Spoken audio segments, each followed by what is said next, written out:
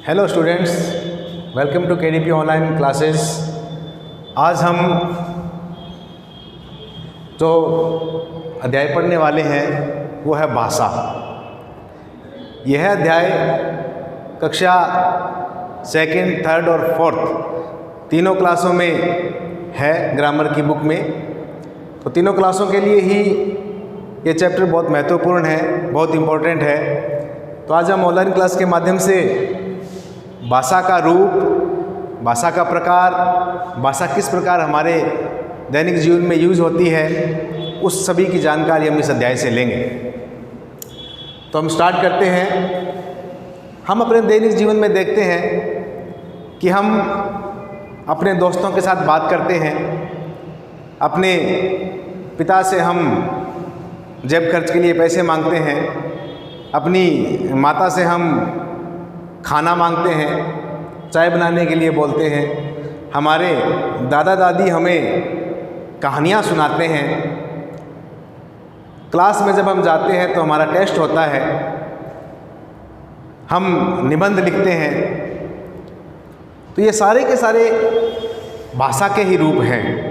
इनको अलग अलग रूप दिया गया है। इन भाषाओं के प्रकार के जो नाम हैं वो अलग अलग हैं।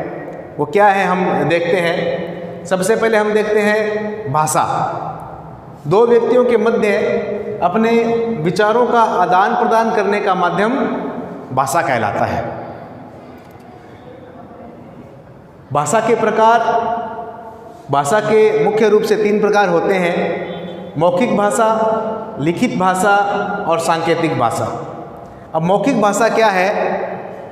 जैसा अभी हमने बात की थी कि हम अपने परिवार में बैठ कर के जब बात करते हैं अपने दोस्तों से, रिश्तेदारों से, माता पिता से, दादा दादी से, तो अपने जो विचार उन तक हम बोलकर सुनाते हैं या अपने विचार बोलकर उन तक प्रकट करते हैं, वो मौखिक भाषा है। तो हम कह सकते हैं कि अपने विचारों को बोलकर प्रकट करना तथा दूसरों के विचारों को सुनकर समझना भाषा का मौखिक रूप कहलाता है। भाषा का दूसरा रूप है लिखित। लिखित का जैसे मैंने अभी आपको बताया कि हम कक्षा में जाते हैं, ऐसे लिखते हैं, एप्लीकेशन लिखते हैं, टेस्ट लिखते हैं। अपने विचारों को जब हम लिखकर प्रकट करते हैं, अपने विचारों को जब हम शब्दों का रूप देते हैं, वो भाषा का लिखित रूप होता है। तो हम कह सकते हैं कि अपने विचारों को लिखकर प्रकट करना लिखित भाषा कहलाता है। दैनिक जीवन के अंदर हम बहुत से ऐसे लोग हैं जो दैनिक डायरी लिखते हैं, अपने खर्चे का हिसाब रखते हैं, महीने का जो बजट होता है उसके अकॉर्डिंग वो अपना सारा प्लान करते हैं। वो लिखित भाषा है। लिखित भाषा, अपने विचारों को लिखकर प्रकट करना लिखित भाषा कहलाता है। तीसरा है सांकेतिक भाषा। तो स्टूडेंट्स, भाषा का तीसरा रूप है सांकेतिक भाषा। आपने देखा होगा, आप में से बहुत से स्टूडेंट्स को क्रिकेट देखने का शौक़ होगा, बहुत से स्टूडेंट्स को हॉकी खेलने का शौक़ होगा, बहुत से स्टूडेंट्स फुटबॉल को अपना फेवरेट गेम मानते हैं, कोई कबड्डी को अपना फेवरेट गेम मानता है। उसके अंदर क्या है?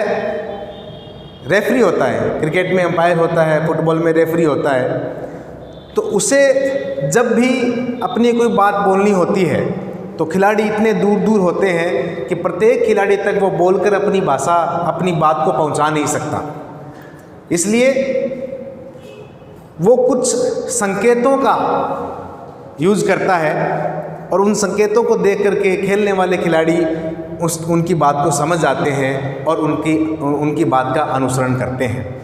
क्रिकेट में आपने देखा होगा, जब भी कोई बैट्समैन आउट हो जाता है तो खिलाड़ी एक उंगली उठाता है। इसका मतलब ये है कि खिलाड़ी आउट हो गया है। क्रिकेट में जब DRS लिया जाता है और अंपायर का डिसीजन अगर बदला जाता है तो अंपायर ऐसे करता है। इसका मतलब ये है कि जो डिसीजन मैंने दिया था, जो निर्णय मैंने दिया था, वो बाय मिस्टेक गलत दे दिया गया है, उसे मैं अब सही करना चाहता हूँ। फुटबॉल के अंदर भी जब फाउल होता है या फुटबॉल के अंदर जब कोई खिलाड़ी मिसबिहेव करता है तो उसे रेड कार्ड, येलो कार्ड दिखाया जाता है। ये सारे के सारे सांकेतिक भाषा के ही रूप हैं। तो हम कह सकते हैं कि अपने भावों को इशारों या संकेतों के द्वारा प्रकट करना सांकेतिक भाषा कहलाता है। हम अपने दैनिक जीवन के अंदर भी बहुत बार ऐसी बातें करते हैं जो संकेतों के माध्यम से की जाती है।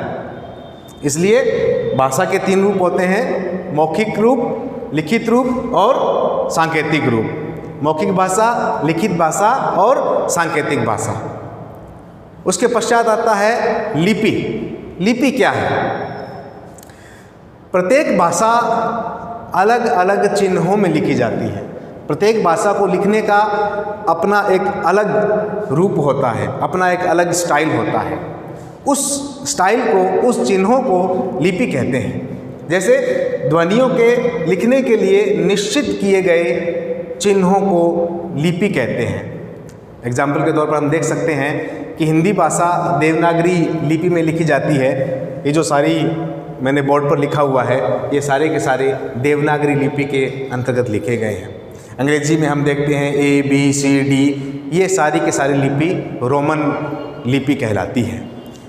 संस्कृत, गुजराती, नेपाली, हिंदी, ये सारी भाषाएं देवनागरी लिपि में लिखी जाती है। हमारा पड़ोसी राज्य पंजाब, जहाँ की भाषा पंजाबी है, पंजाबी भाषा जो है वो गुरुमुखी लिपि में लिखी जाती है। उर्दू फारसी लिपि में लिखी जाती है। तो प्रत्येक भाषा के लिए अपनी एक अलग लिपि निर्धारित है। तो हम कह सकते हैं कि ध्वनियों के लिखने के लिए निश्चित किए गए चिन्हों को लिपि कहते हैं।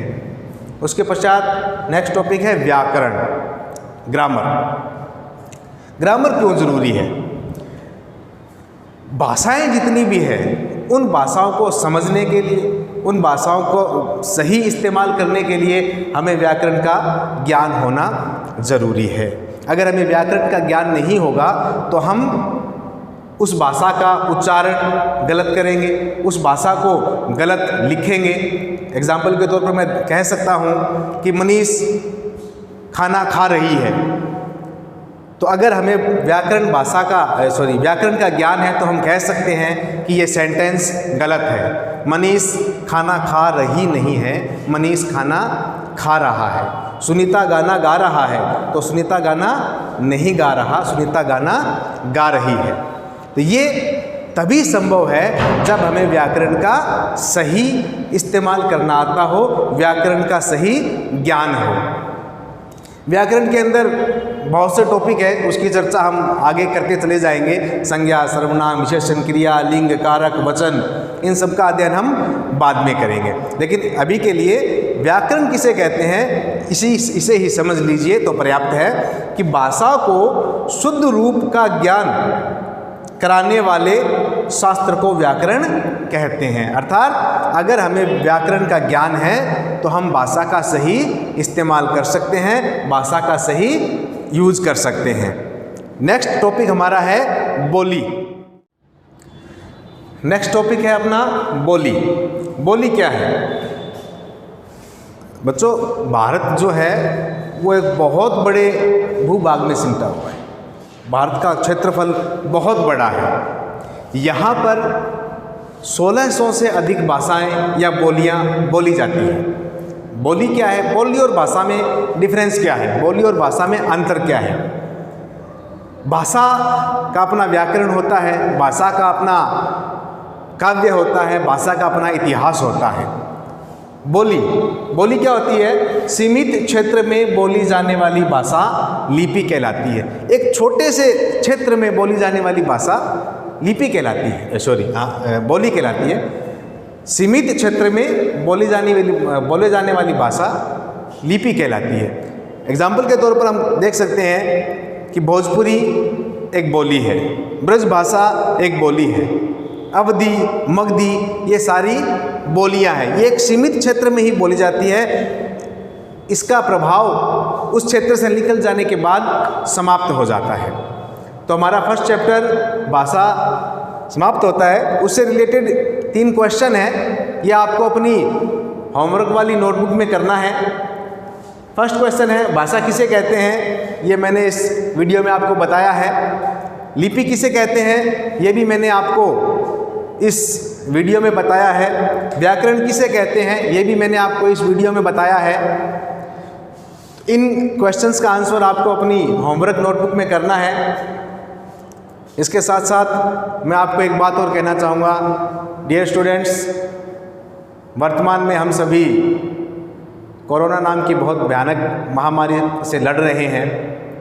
इसका हमें डटकर मुकाबला करना है। जहाँ तक संभव हो सरकार द्वारा घोषित की गई गाइडलाइन का पालन करें, घर में रहें, सोशल डिस्टेंसिंग का पालन करें, बुजुर्गों का विशेष ध्यान रखें, स्वस्थ रहें, सतर्क रहें। Thank you.